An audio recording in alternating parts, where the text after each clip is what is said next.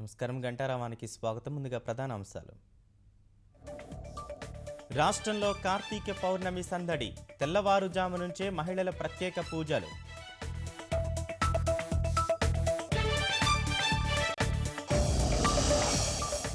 కిటకిటలాడుతున్న శివాలయాలు. సముద్ర తీరంలో భక్తుల పుణ్యస్నానాలు.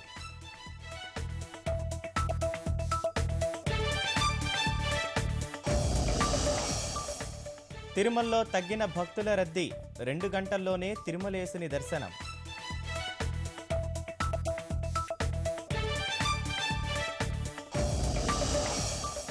జమ్మూ కాశ్మీర్లో గ్రెనేడ్లతో విరుచుకుపడిన ఉగ్రవాదులు.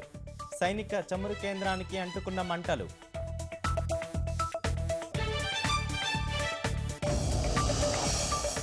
ట్యునీషియా అధ్యక్షుడి వాహనంపై బాంబు దాడి.